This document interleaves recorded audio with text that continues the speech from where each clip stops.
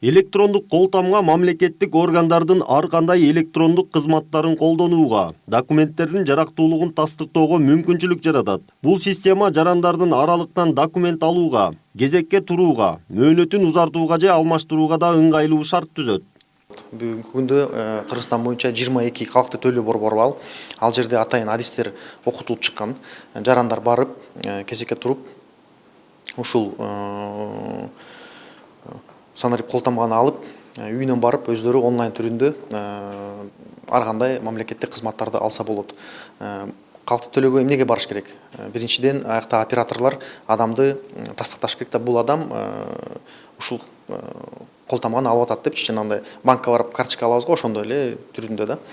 Анан кийин үйдөн жанагы мектепке болобу, врачтарга жазылса, же болбосо жанагы мүлктөрүн оформление кылса, ошону онлайн түрүндө кылса болот.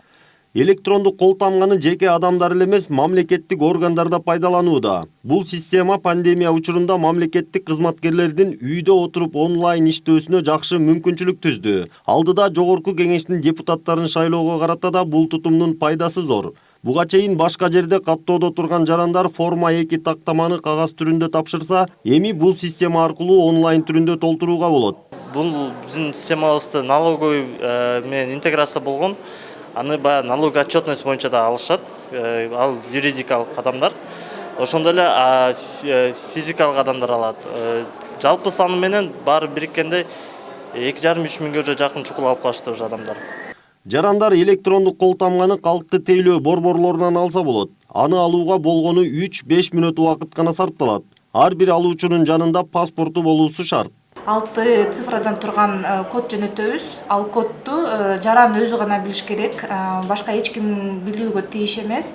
Ошол цифра менен кирип иштей алат, услугаларды ала алат.